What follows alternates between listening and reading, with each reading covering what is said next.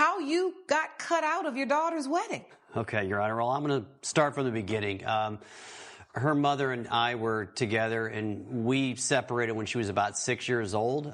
Tried to keep the marriage together, but her mother was very impersonal and cold to me, so I left. And Your Honor, if I may, my mother was cold to him because he cheated on her.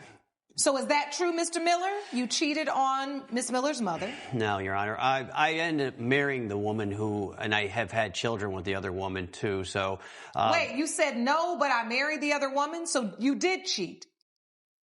No, Your Honor. We separated, and then we were married. More lies, Your Honor. All right, so it is your testimony that you were not in any other relationship until after you separated and divorced Ms. Miller's mother, and then you married someone else. That's correct. So keep going. Long story short, later on I moved 2 states away. I was a plumber, and I still am today. And then she was basically shut out of my life. I tried to stay in contact with her.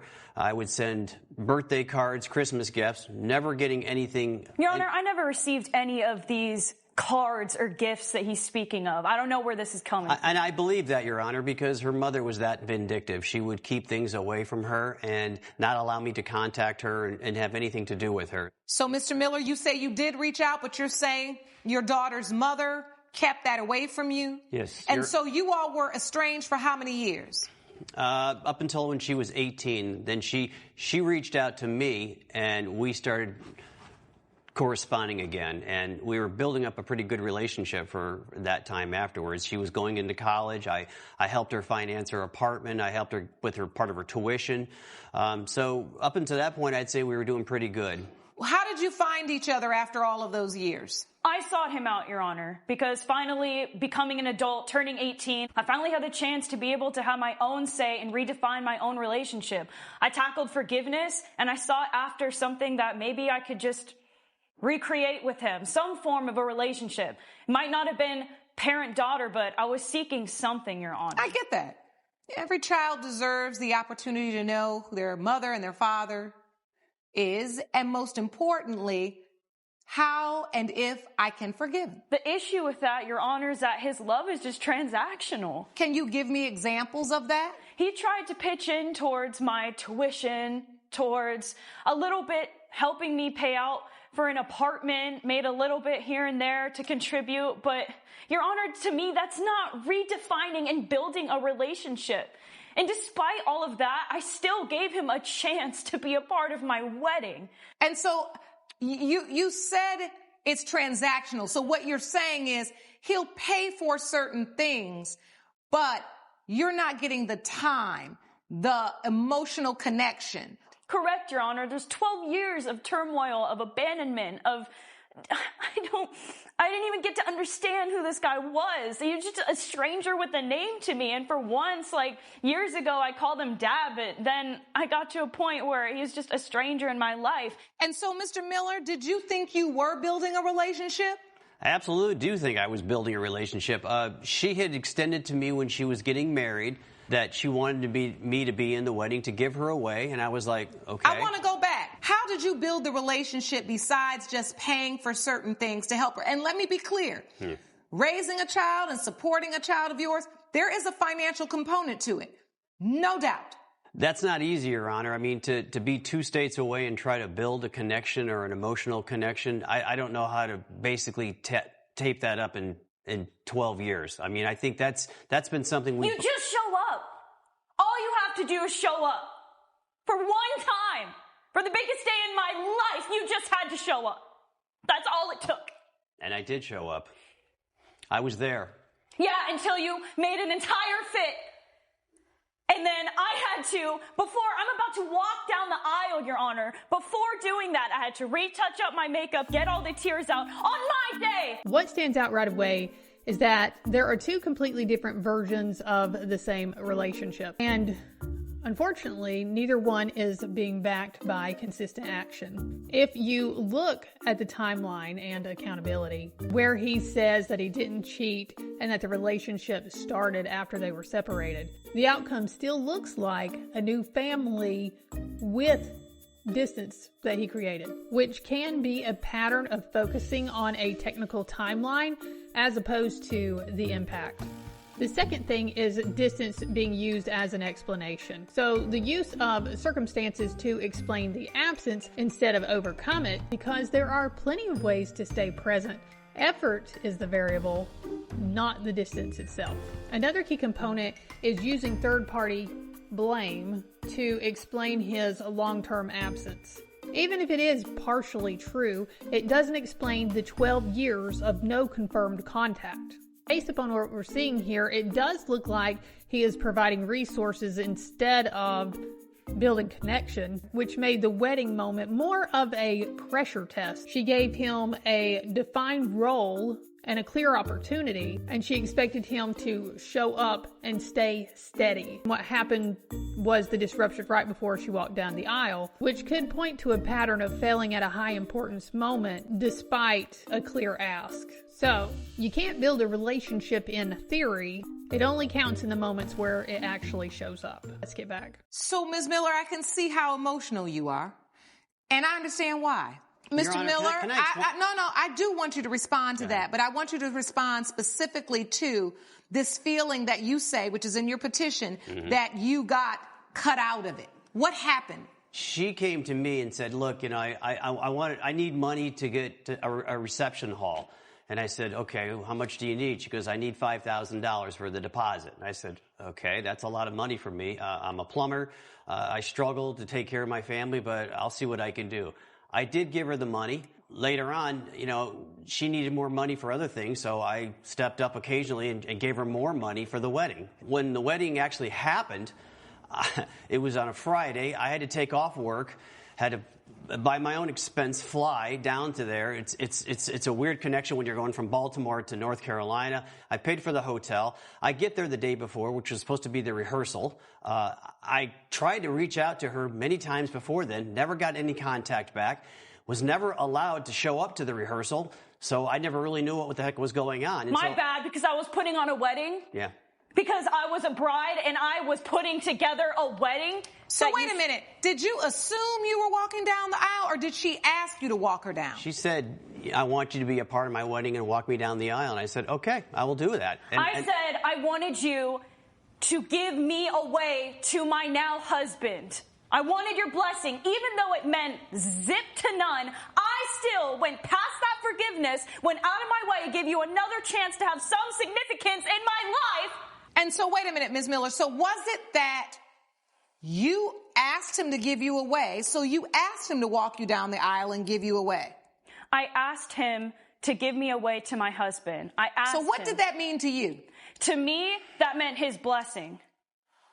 Okay. So now we see where a huge, huge miscommunication happened, because the phrase give you away, that's the part of the ceremony that comes right after the walk up the aisle.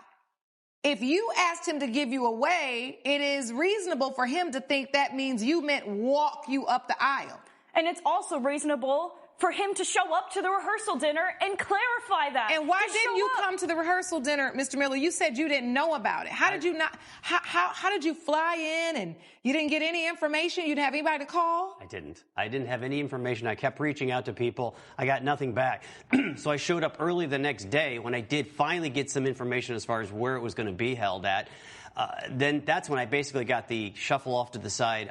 Yeah, you're not in the wedding. You're going to be sitting back here. And I'm like, excuse me? I'm supposed to be I'm part of the wedding. I helped pay for the wedding. I want to talk to my daughter. So that's when I took her aside. And you said to her, what's going on? I thought I was supposed to walk you down the aisle. That is correct. And then what happened, Ms. Miller?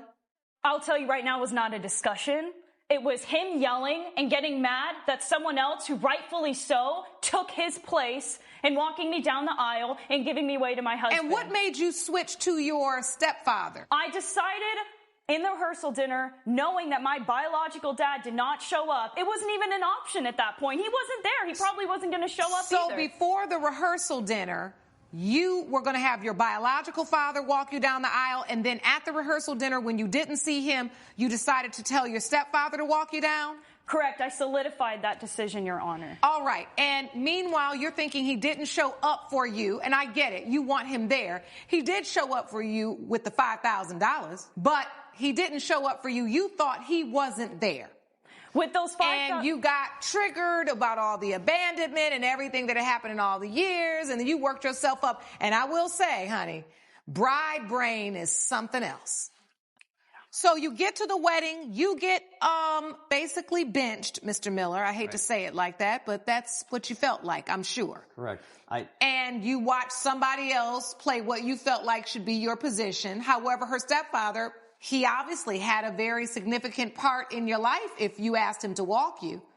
Yes. So this was the man that raised you? Yes. So, Mr. Miller, given the circumstances and how long you had been estranged from your daughter, and I know you had done some you've given financial support, is there a way that you could have just said, you know what, this is all working out odd, but we really just reconnected.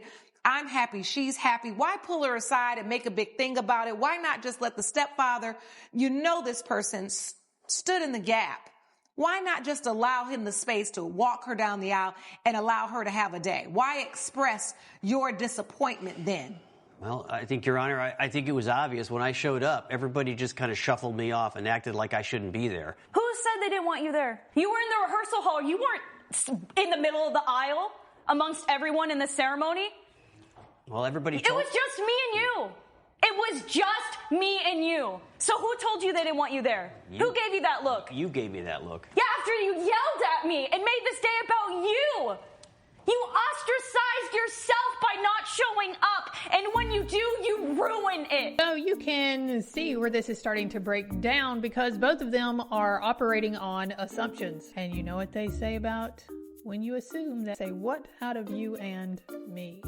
The problem here is different expectations. One side is giving resources and the other side is wanting reliability because he is showing up financially, but she is measuring her relationship with him by presence, by clarity, by emotional consistency. With their breakdown in basic communication, I'm not sure how they expect these critical moments to be handled with zero coordination. And this is why vague language can cause predictable conflicts. With his role being undefined and not clarified, this missed moment gets treated as a lack of priority. Then, right before she walks down the aisle, at that moment, there were two options: adjust and stay present, or react and make it bigger. And since they had the confrontation, the raised emotions and the scene before the aisle, obviously his reaction was overriding that moment. Now, both sides are reinforcing the same outcome. She pulls back communication. He fills in the blanks. She changes the plan. He reacts to that change. So there's mutual breakdown, creating that single explosive moment. Let's keep going. I can see there's a lot of anger here, and I am going to bet my bottom dollar that this is not just about the wedding, right? There's just a lot of unresolved issues that Ms. Miller is still carrying, and Mr. Miller, you've got to understand that. And to be very clear, you suing for $606 after you already gave her $5,000, what really is the point of that? Because you really want back your travel costs because you felt like you came in to walk her down the aisle, and when you got there, you got replaced. And I'm not saying you shouldn't feel a way. That would make anyone feel a way.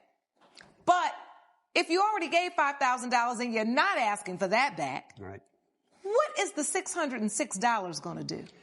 It's to get her to acknowledge that she's just, like her mother, she just basically blows off when something doesn't go her way. And so she's are not you, happy. okay, all right, so now we're going there. And you know what? If it takes coming to We the People for you to go where you need to go, well, let's go. Because you just said she's acting like her mother.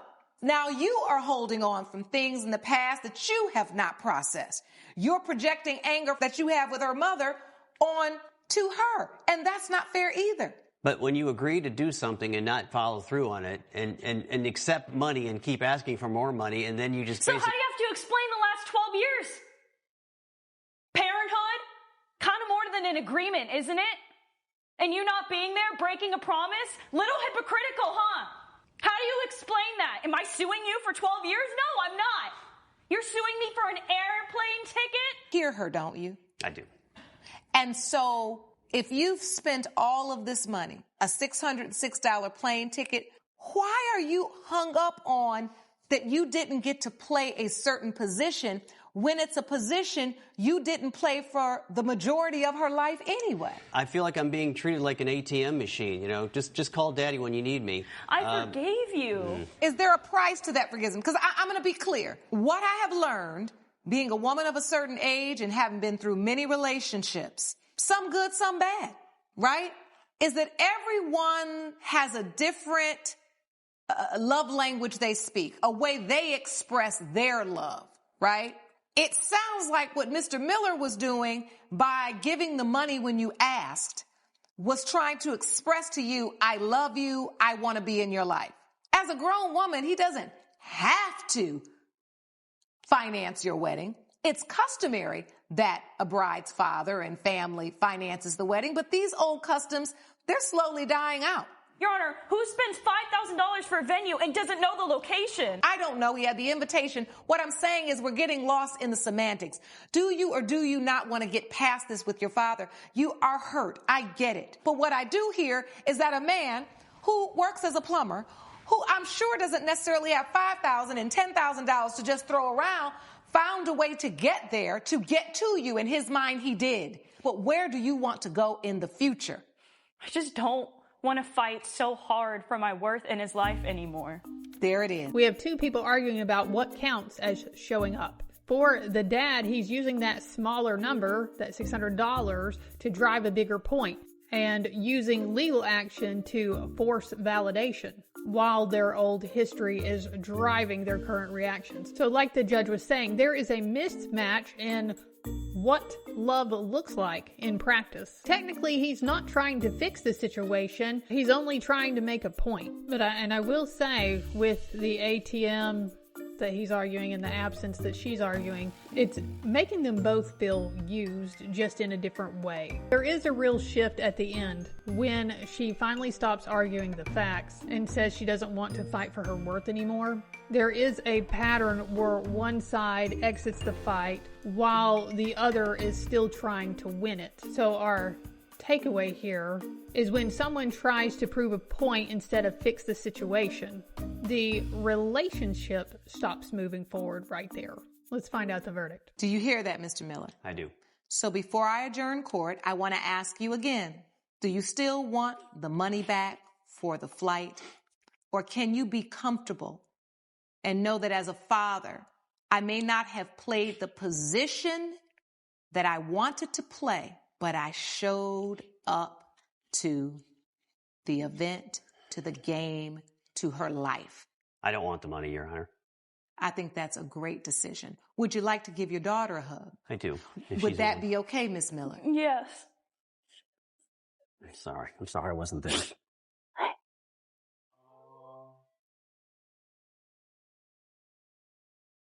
Very good. You can go stand with your father. You all been across the aisle long enough. It's time for you all to figure out how to remain on the same side of the aisle and not let life and misunderstanding separate you again. This is a new day and a new opportunity to grow together. Do you understand? Make the best of it. It's a blessing to have this opportunity. Thank you. Thank you, Your Honor. Judgment for the defendant. Court is adjourned. There is a point where continuing to argue just keeps the distance in place. What actually changed here wasn't the facts. It was both of them choosing to stop proving something and deciding to move forward. Which brings us to our big life lesson. Taking responsibility isn't about admitting fault. It's choosing the relationship over the argument. So do better. Choose the relationship. And my final question for you: if you had to pick in that moment, being right or keeping the relationship, which one would you choose? Put it in the comments below. And as always, thank you for watching. Make sure to like, follow, and share, and I will see you again soon.